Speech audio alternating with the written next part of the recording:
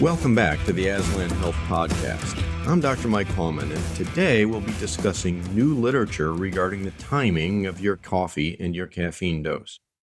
This is not déjà brew. If you've been with me for a while, you'll remember our three-part series on caffeine. We explored how it can help you feel energized and how it affects anxiety and focus and how to use it wisely. But since that series aired last month, something new and interesting has happened.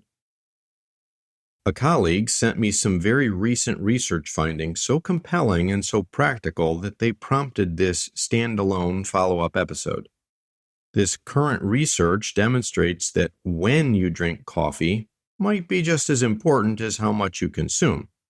So today we'll discuss the best time to drink your coffee for optimal health, what the newest studies say about caffeine and longevity, why timing affects your heart, your hormones, and your sleep, and how to create a coffee ritual that works with your body, not against it. So before you refill your coffee mug, let's explore the science behind your daily brew. Are you ready to Joe? Welcome to the Aslan Health Podcast, where science meets soul. Your host for this program is Dr. Mike Hauman, an experienced physician, a certified functional medicine provider, a certified insight coach practitioner, and a devoted follower of Jesus Christ. If you're tired of feeling stressed out, exhausted, overwhelmed, or stuck in survival mode, you're in the right place.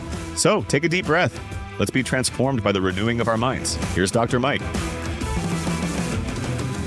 Picture this. You're in your kitchen. The sun's not yet up. You shuffle towards the coffee maker like it's your only lifeline to the land of the living. And that first sip feels sacred, glorious, necessary. You begin to respond one cell at a time with the compulsory coaxing of your cherished coffee cup. Let's reveal the surprising truth behind timing your caffeine consumption. Now, brand new published research suggests that having your first cup of coffee too early might actually blunt its benefits and increase the release of your stress hormones, most notably cortisol. A new study just published in the European Heart Journal examined over 40,000 U.S. adults, and researchers divided the study participants into three categories. Morning-only coffee drinkers, which is individuals who drank coffee only before noon. Then all-day sippers, that's morning, afternoon, evening, throughout the day. And then those who didn't drink coffee at all. The results, well, morning-only coffee drinkers had a 16% lower risk of death from all causes. They also had a striking 31% lower risk of death from cardiovascular disease. But those who drank coffee throughout the day, they had no significant notable health benefit compared to those who didn't drink coffee at all. Well, let me say that again. It wasn't just how much coffee they drank, it was when they drank it that made the difference. So let's reveal what's going on and why timing with your coffee matters. So your body runs on a circadian rhythm. That's a 24-hour internal clock that regulates everything from your sleep to your hormones. One of the key players in this biochemical orchestra is cortisol, which we've talked about before. For most people on a regular workday schedule, cortisol naturally peaks between 7 and 8 a.m. This design helps you to wake up and get going each morning, and then cortisol slowly tapers off throughout the day. However, if you drink coffee during that cortisol peak, you're basically doubling up on stimulation. It's like revving the engine of a car that's already speeding downhill.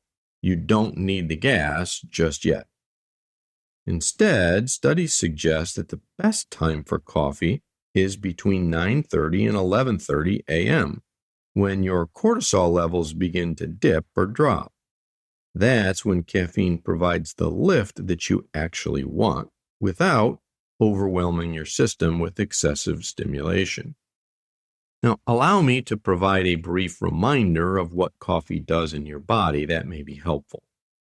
And so, reset your understanding of caffeine as a pharmacological substance, which we've discussed before, even though it's legal, accessible, and socially acceptable as a stimulant. Remember from our prior series on caffeine, it works by blocking adenosine, a compound that makes you feel sleepy. So with the brakes off, you feel more alert. But caffeine also increases adrenaline, raises blood pressure, suppresses melatonin, which is your sleep hormone, and it can alter heart rhythm. In fact, for many years, doctors warned cardiac patients to avoid coffee altogether because of that concern about cardiac rhythm status. But the decaf study, which is an acronym for the study that they titled, Does Eliminating Coffee Avoid Fibrillation? Clever. That found that patients with atrial fibrillation who drank coffee actually had a 39% lower risk of recurrence compared to those who avoided it. That's right. Coffee, especially in moderation, may actually support heart rhythm stability rather than disrupt it. But importantly, this benefit disappeared when people drank coffee throughout the day.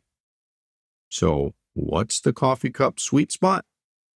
The magic number seems to be 2 to 3 8-ounce cups of coffee per day, or roughly 200 to 300 milligrams of caffeine per day. This is just exactly the sweet spot we discussed in the previous episodes. Beyond that, the benefit starts to decline. Consider this: a separate study with over 170,000 participants showed that moderate coffee intake was linked to a 48% lower risk of developing multiple chronic conditions. That's almost half. But those benefits plateaued after about 3 cups per day, because too much caffeine, as we learned, can increase anxiety, disrupt sleep, raise blood pressure, and trigger cardiac palpitations in sensitive individuals. Also, in very high doses, which is more than 6 cups a day, it may even shrink important areas in your brain, particularly that called the hippocampus, which can raise your risk of dementia. Think of coffee and caffeine like a medicine. The right dose helps, the wrong dose harms. So, practically speaking, and with this research in mind, what are the best practices for disease prevention using coffee or caffeine? Well, there's good news. Moderate morning coffee doesn't just make you feel better, it may actually help you live longer. Again, moderate consumption is defined as 2 to 3 8-ounce cups, or about 200 to 300 milligrams of caffeine per day. This new research links moderate coffee intake to the following findings: lower risk of type 2 diabetes, about 6% lower with each cup in that range, which is due to improved insulin sensitivity and blood sugar regulation. Second, reduced risk of stroke, about 20% lower risk versus non-consumers. Next, additional anti-inflammatory and antioxidant benefits on blood vessels as well. Again, these benefits were the strongest among morning-only coffee drinkers. So it's not just the brew that matters, it's the rhythm and the timing. With that new information, it's time to renew our approach. So let's talk solutions and build a healthy coffee routine. Here's 5 tips on how to turn your morning brew into a health-promoting ritual. First, wait until mid-morning. Hold off on your first cup until 9:30 to 11 a.m. if possible. Let that cortisol serve its purpose and wake you up first. Then let coffee carry you the rest of the way through the day. If you must have your warm mug in the morning, try decaf as your initial cup. Number 2, stop caffeine by 2 o'clock p.m., preferably noon. Give your body time to metabolize all of the onboard caffeine before you go to bed.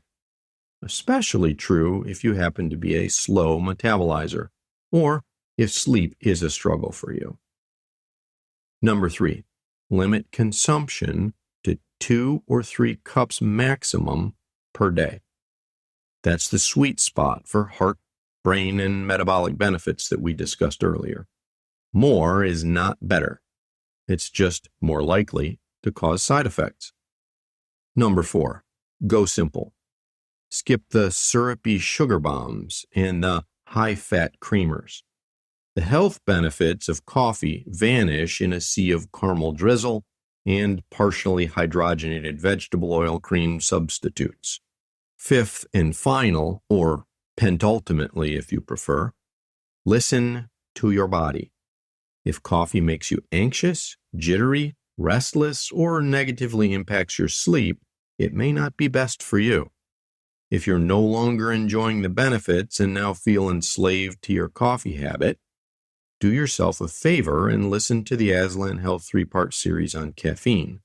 That will provide more detail and the guidance that you need to dial it down before you crash. So, a closing word of wisdom for today. Coffee is a gift. It's not a moral issue. It's not a sin or a virtue. We all have the freedom to enjoy this simple pleasure. But like all good things, it becomes a problem when it's misused, abused, overindulged, or idolized.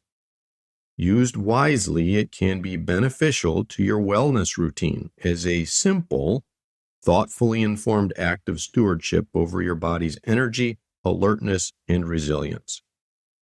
So tomorrow morning, when you wrap your hands around that warm mug, let it be a reminder to be mindful of your natural, physiological rhythms, to abide in unison with your body's natural rhythm and design, all while you gratefully savor the small blessings of daily life.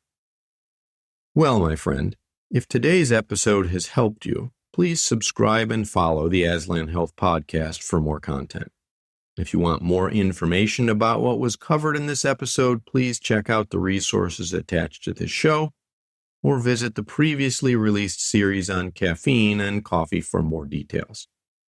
Also, I encourage you to share this information with those that you care about, as quality health and wellness affect us all. And may your mornings be blessed and appropriately caffeinated. This is Dr. Mike Hauman for the Aslan Health Podcast. Thanks for listening. Stay grounded. Words cannot expresso how much you mean to me. Until next time, it's been fun.